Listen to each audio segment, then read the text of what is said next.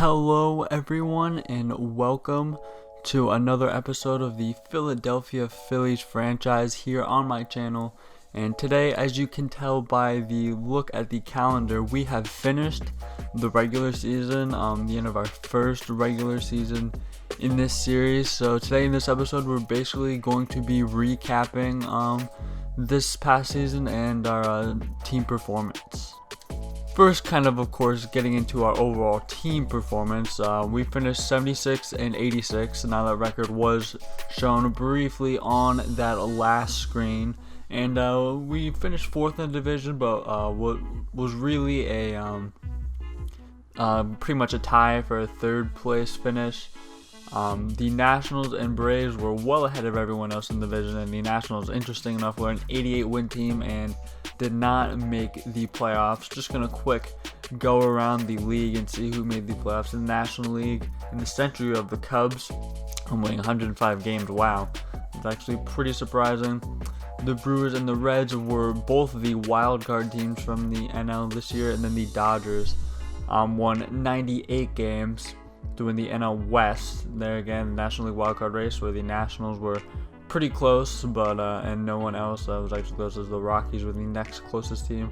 Then the American League, we have the Yankees and the Rays making it, the Twins making out the American League Central, and the Angels and Astros. Interesting to see that the Angels barely beating out the Astros for the division win right there. And we will get much deeper into kind of the league stats around the league and things like that in the awards after we look at our team. So now, first looking at kind of our team this season, I'm looking at the hitters on our team and kind of how they performed. First up is going to be Bryce Harper. Actually, let's go ahead. Oops, didn't mean to sort by career. Sort by slugging percentage. Actually, let's sort by OPS.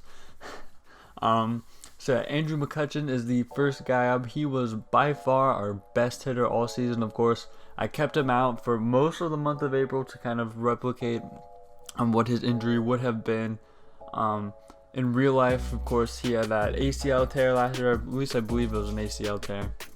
And so yeah, he missed pretty much the second half of the season last year. This year, getting most of the season in, and he was very good in that time. The basic stats such as like average, home run, RBI, all those numbers were really high. And then, on base, slugging, OPS, the only OPS on our team over 1,000. He just had a masterful offensive season. Not striking out a lot, walking at a good clip. He was pretty much everything that we could have hoped for. He was awesome this year, and he is making a lot of money in this game, and a lot more than it says that he should be making compared to his expectation. But he's still been an absolute great value for us this year. Now Bryce Harper is the next guy. He pretty much struggled most of the season, got off to an awful start. He was hitting like 170 through the first month. I know, average isn't really a stat that really means anything, but of course, in the purposes of this game, not many metrics are available, so it's kind of what we have to go by a little bit in this game. And outright, pretty much any way you look at it, 170 average is pretty awful. I think he had like one home run through the first month. He had the absolute worst start to this season. Then he ended up managing to kind of salvage it. He almost hit 40 home runs. He hit 39, which was the team lead. OPS almost 900, 871 there, slugged over 500. Honestly, a really similar season to the season he had last year in real life, and actually pretty comparable to his last season with the Washington Nationals as well.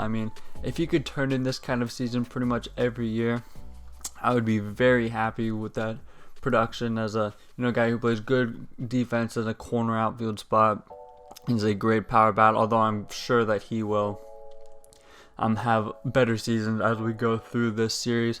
Andrew Knapp, really nothing much to say about this. Of course, he's our backup catcher, and he's a backup to Realmuto, so he's not really getting any meaningful playing time. But he was very good in that time.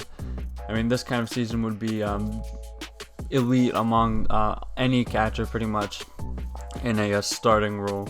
Slugging in the mid 450s kind of range, OPS in the 8.5s, on base percentage, almost 400. I mean, he was masterful season, the best season in his career by far. Of course, he did have, limited at bats, 110, basically acting as the backup catcher in limited spots, and then a pinch hitter as well. Now, JT Realmuto, he had honestly what was probably a pretty disappointing season for us. I mean, OPS not at 800, pretty much not his career low, but doesn't match kind of the uptick in power numbers that he had in the past 2 years, where he had his best offensive seasons pretty much.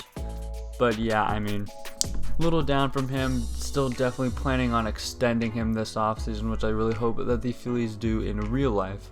So, I mean, not really too much to be reading into there. Of course, his defensive value isn't as pronounced as it is in real life, but in this game, still definitely an elite catcher and a great offensive catcher, one of the best in this game.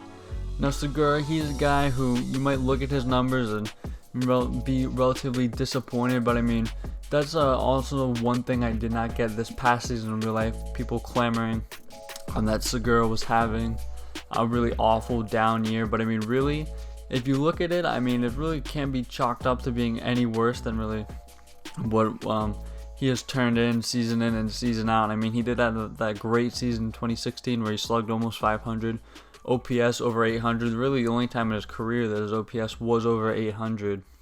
But I mean, in this year, OPS was around the 7.75, which is really where it's been around most of his career. And batting 280, I mean, people look at that and say, why didn't he hit 300 this year? But it really, of course, doesn't matter. I mean, his OPS was literally just 1 point off in a season where he hit over 300 in his last season with the Mariners. So, I mean, really, of course, that's why average is a stat that's pretty much empty and really doesn't tell you much. Because, I mean, weighting, those extra base hits more, stats like OPS and slugging. I mean, OPS is really king and shows, the more accurately shows at least the value of kind of what a hitter is doing.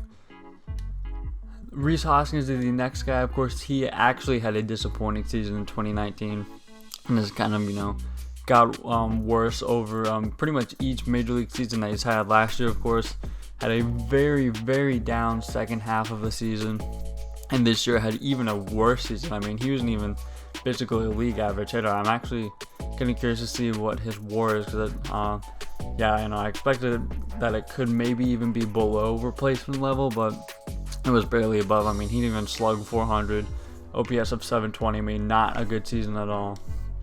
He's still, under team control for a long time. He's got 2 years left of team control, so we're definitely gonna kind of wait it out another season with him.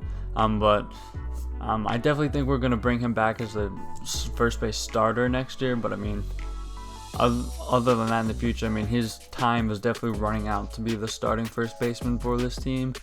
Kingery, not really a great offensive season for him. I mean, of course, not as worse as this is rookie season. OPS over 700. Not the worst season, of course. I mean, his defensive versatility really is the biggest factor to him. Of course, he was starting at second base for us this year, but I'm not sure if I'm actually going to want to pencil him in right away in a starting spot next year. But definitely an okay season from him at the plate. Of course, a lot of his value, as I said, comes defensively. Alec Baum, not great in 150 at-bats. Slugging under 400, I was trying to say. I'm gonna kind of chalk that up to his kind of contract expectation. MLB The Show is really weird with kind of bringing up guys from the minors, because it doesn't adjust their salary, it doesn't purchase their contract, and I kind of give them the league minimum. So it is really weird with that kind of thing, and that thing really drags down their morale and stuff. So I mean, you'll see later, I think this is also kind of something that affected Spencer Howard and his kind of performance this year. Roman Quinn, not really good. Of course, he never really has been good at the plate, and he probably, if he's under team control and the salary is good enough, he might be brought back just because of his defensive versatility. But other than that, nothing really to get into there. And now we're getting to mostly bench players here at this point. But Adam Hazley, he was really a black hole for us in center field. He's okay against righties. Really didn't hit for any power at all. I mean, really disappointing to see that for him. He was a 7th overall pick in the draft at one point. When he was drafted originally out of LSU, I do believe. So, yeah, really disappointing. He was a black hole for us in center field. Definitely need to address that spot in the offseason. Logan Forsythe, Neil Walker, kind of guys I've gone over in earlier episodes. They haven't played basically 3/4 of this season. Both of them not very good in their bats. Same with Torres and Beatty. Beatty performed much better when he was with us than he did when he was coming off the bench with the Dodgers for a very brief period. I'm sure that over the course of the season where you get more at bats, he would perform much better than that. And then Jay Bruce here, honestly kind of just a forgotten man on this team. A guy who I originally had planned on DFAing at one point in the season. I just kind of forgot about it as the season went along, and then got to September and you just couldn't DFA him anymore, so he just kind of stayed on the roster. He was absolutely terrible. Really nothing more to say. Now heading over to look at the pitching side of things, sorting by FIP here, seeing who was kind of the worst guys on our team. Victor Ronald, power arm that I tried to give opportunities to this year, sent him down for a while, but then of course injuries and kind of just general ineffectiveness in the bullpen made me call him back up, and he was not very good when we called him back up. So a lot of bullpen spots probably in flux this year. I'm definitely going to see what's available in the market. Spencer Howard, again, I touched on this a little bit earlier. Not a good season from him. But again, I think that has a lot to do with kind of his contract situation. Of course, only making $90K, but he expects a lot more than that. So yeah, I really never had a good experience with prospects coming up that are only making $90K, and of course you can't really do anything about that since all the salaries were set to start the game. So yeah, I've never really had a rookie perform well with kind of that contract situation. So definitely what really no expectations for him coming up with his first season, but I am pretty confident that that'll get better with time. Nick Pivetta was kind of coming out of the long reliever for us.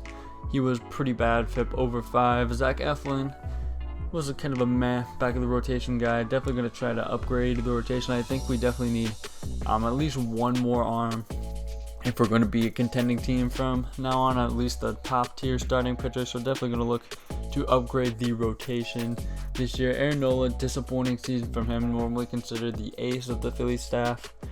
Before, of course, Zach Wheeler was acquired. Definitely a high FIP. Of course, he's a little bit more of a ground ball guy than most aces, so strikeouts necessarily aren't that high, but he still strikes out almost 9 guys per 9, so that FIP should definitely be lower. Definitely a bad season from him, but of course our team wasn't that great, and we didn't really expect them to be that great necessarily, a playoff team, so I guess that is fine for now. Jose Alvarez, great ERA, FIP, more accurately kind of describes pitching performance, and his FIP was definitely higher than his ERA. I think that kind of attributes to his really inability to get lefties out. Lefties is definitely a spot that we need to upgrade in the bullpen going forward. Ranger Suarez was actually pretty good. I liked what he did as a back of the rotation piece. He's definitely going to be back in the rotation next year as a 4 or 5 man. So definitely pleased with what he turned out this year. Robert Stock, a guy whose ERA was actually higher than his FIP. He was kind of a good power arm for us of the bullpen this year. Was pretty much decent in pretty much every situation we put him in. So he's definitely going to be back. One of the few people who actually has a guaranteed return to the bullpen next season. Zach Wheeler, probably our best starter this year. He made 3 5s. Pretty good season from him. Definitely a great first season as a Philly. 8.2 strikeouts per 9. Low walk numbers, very low walk numbers, actually lower than normal this year. He's definitely the best starter on our staff this year. If he can turn this kind of performance in future years, I would be very happy with that. Edgar Sierra, good young right-hander out of the pen. Very good season from him. I'm very excited to see him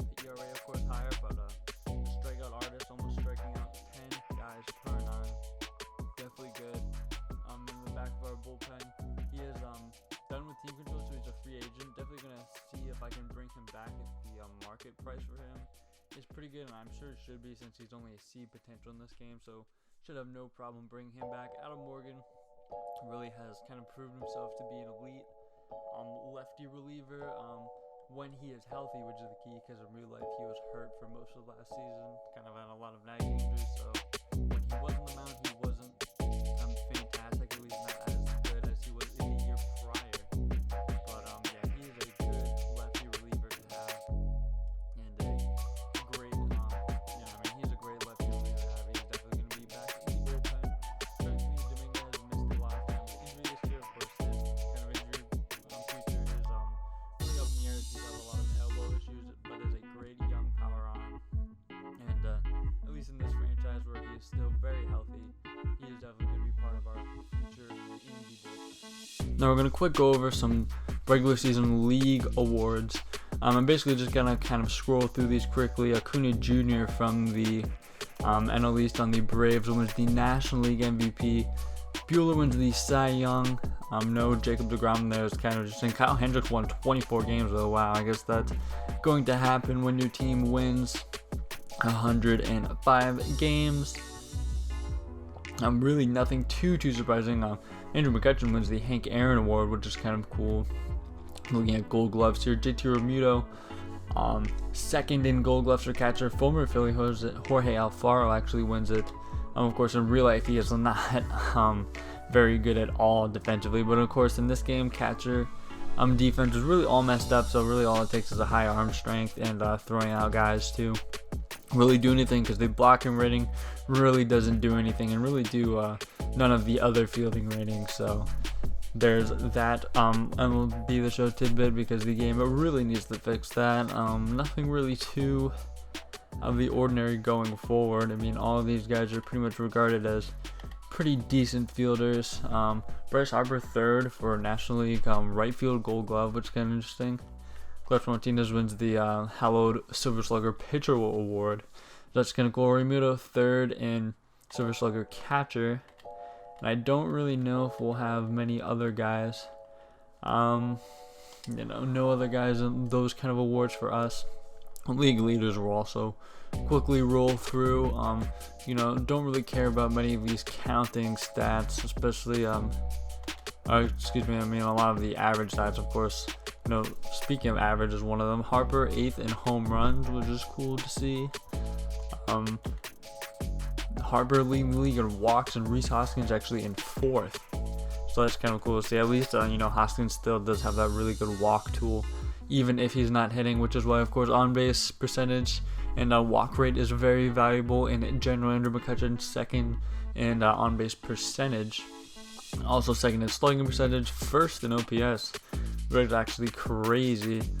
Kyle Hendricks, 24 wins again. Of course, wins mean absolutely nothing, but just cool to see like a win number that high. And just, rolling through, DeGrom is the strikeout king. None of our pitchers are really in there. Aaron Nola with 192, Zach Wheeler right behind him with 183. So cool to see that they're kind of in there. Zach Wheeler 2 complete games, which, kind of rare feat in this. Zach Wheeler also up there in innings pitched. And Suarez actually 5th in walks allowed. I didn't realize how low his walk rate was. That's very cool to see. Pitching WAR, Walker Buehler up there. Zach Wheeler coming at number 13. Very cool to see there. Batting WAR, Andrew McCutchen is number 8, of course. He missed time, so he definitely could have been above some of the guys that he is below on that list. So I think that's going to wrap up kind of looking at those kind of statistics. And actually, we'll probably wrap up the episode. We just want to preview a little bit of the playoff bracket here. And actually, I think we'll go ahead and sim forward through the playoffs. I don't know if I can see can I see the live bracket here? And I can. It's like we have a Dodgers and Yankees World Series. Look at that. LA is already up 2-0. Looks like they sweep Milwaukee, swept Atlanta. So they could actually come away with a all-the-way sweep, which is absolutely crazy. And it looks like they do. So the Dodgers sweep the postseason, which I actually don't know if that's been done before. Definitely comment if it has done before, but I definitely do not think it has. So that's pretty interesting to see. But again, I think that is going to wrap it up for this episode, as we've gone over pretty much everything that I wanted to go over, and so we'll get into the off season next episode. So thank you guys for watching. Do not forget to subscribe and like, comment, show your support for this series on my channel, and I will see you guys next episode.